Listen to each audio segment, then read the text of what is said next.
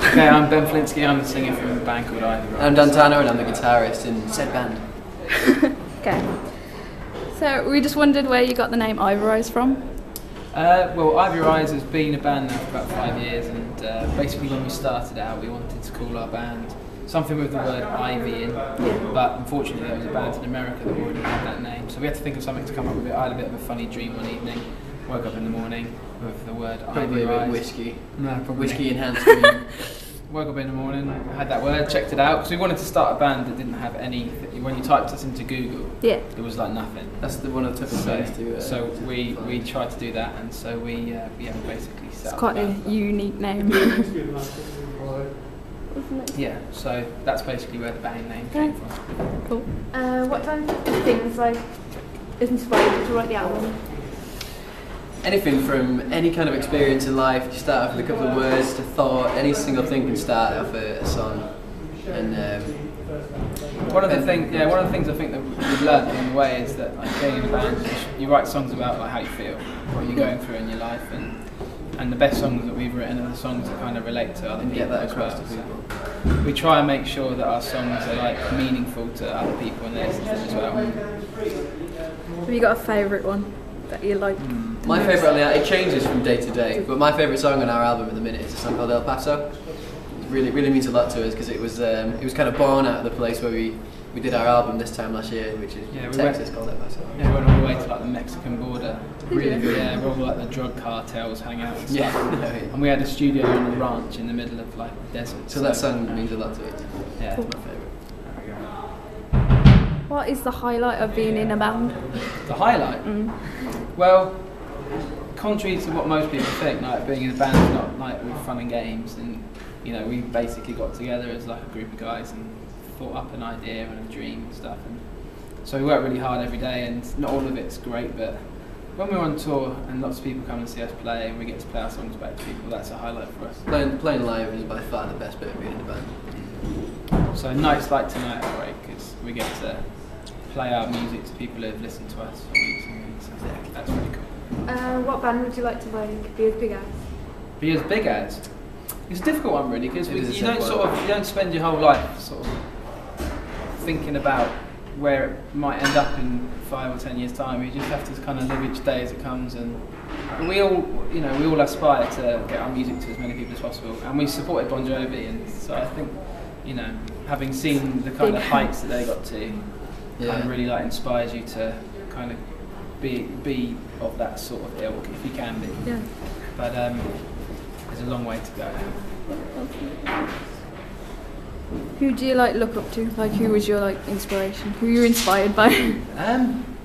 It's difficult to say like band names, but it's just like any band that have just really nailed it. And it's such a huge thing now. And like the bands that really inspire me are the ones that just travel the world the whole time, world tours. You got to say like Muse, for example. It's just like if we could get to that kind of level. It's just I'm definitely amazing. Inspired more by like British rock bands. And you know, I've not got anything against bands from other countries, but I just think you can relate a lot really, more to it. It's just so cool. And I think there's something very special about like British music. We've kind of been at the forefront of pop for decades and decades, and we kind of see ourselves as being like.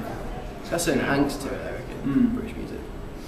Yeah, we've created some great bands, and I kind of aspire to be one of those sometime in the future. Yeah. Cool. Are you excited to be touring with McFly like later? Yeah. Yeah, it's gonna be wicked. It's gonna be really. Well, they're a really great example actually of a band that we kind of look up to. You know, they've never kind of compromised their belief in like writing pop songs, and they're a proper rock band as well. And I think for us, like going on a tour like that's going to be a real eye opener because we've never done, you know, a 30-date tour in venues of that size. Yeah. So it's going to be wicked. Are you going to go into any of those shows? I don't know if there's any tickets left, is there? I think there are a Beth's few a for some of them. McFly fan. Are you?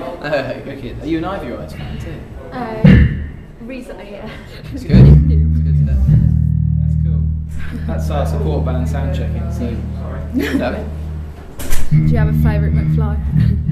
Like, favourite fly person? Yeah. I think we're. I think for all of us, we're going to try and get Dougie Pointer's number.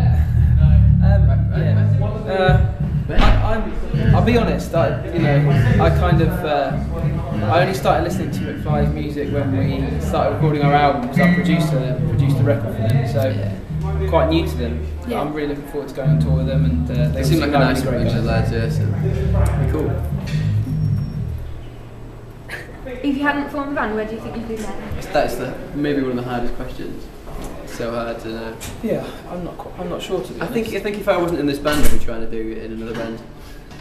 Yeah. So it's all we know. Well, yeah, we don't really know how to do anything else. We've tried other stuff when we were younger, but it always sort of came back down to music and songwriting. So Right. I don't think there's anything else planned out for us, I'm afraid. I do like Just the gardening. Gardening. Yeah, it's more of a retired man's game. Oh no, it's sexy. Really? Sexy. Cool, man. What songs that have like been released that you like at the moment? Like new ones? New releases. We've chosen the worst place in this venue to stand at. Yep. In the thoroughfare. I don't know between whether one this academy mic will and pick up. another one. I actually just bought the Vaccines album the other day. Yeah, I'm not into that. No, I wasn't into it when I first heard of it. Then, like, All in White. So I'm listening to that a bit. Yeah, I'm listening to loads of. I really like Bon Iver. Pardon? Have you heard of a guy called Bon Iver? No. Kind of like sort of folky American stuff. Really like that. Yeah. Really like a record by a guy called James Vincent McMorrow as well. I listen to quite sort of chilled out stuff, whereas the other guys in the band listen to like really heavy punk. Hardcore. We've got a good mixture of Yeah. things we listen to. What do you do in your spare time besides writing and performing? I'm really into the recording side of music as well. I spend a lot of time in my studio at home, like learning how to get our songs best recorded and things like that. Yeah, I try and stay away from music as much as I possibly can when I'm Gardening. I don't do anything like that. I'm really into cooking, love eating, love wine, all that sort of stuff. The finer things in life I'm quite into. Sure do, man. Very romantic. It's like a nice glass of wine. Do you ever get nervous before a show? Every time. Every time. Every time. Yeah, there's always a certain like anticipation before you hit the stage, just because there's so much stuff up there, so much gear, so much stuff that's out of your control. You just hope it's going to go right. It's until you actually start playing that first song and it's all working great. There's always like those few butterflies. Yeah, I naturally get nervous before every show. But But I think it really helps you. A lot of people say that it does. I really believe that it does. You're gonna have to do some editing on this. I think. Yeah. I think so. We've got a good edit program. Yeah. We can maybe shut these doors as well. That might help you. I'll make that. Why don't we just wander through here? Follow me. Okay. It's probably better. I'm not actually sure how good this mic is. Let's come here. After you. Follow us into the O2 Academy. There we go. There we That's go. better. Yeah. Nobody wants to spend 10 minutes There we go. listening to Wow. a bass That guitar. is very like same. Soundproof, yeah. Cool. Have you ever played the O2 Academy before? We Yeah, have. I played it 2 times before now. is it Yeah, we three? played it twice, and we often play in O2 Academies when we go on tour. We play in places in London. Do you prefer like smaller? No, the bigger the better for us. But at the moment we're at the stage where the O2 Academy is kind of perfect for the amount of fans that we've got in the UK, so works well. Did you have any life dreams before you became a band, or is it always just? I used to want to be a mountain climber. Me and my brother used to climb up a hill we had in the garden. Did you really? Yeah. But that went by the wayside. I don't really like the cold, you see, so climbing a mountain is a bit of a silly idea. Yeah, one of the things in it then. I wanted to be a bodyboarder. Of course. Is Yeah. that even a job? Yeah, I can be a professional bodyboarder, but I wasn't good enough because it's quite difficult.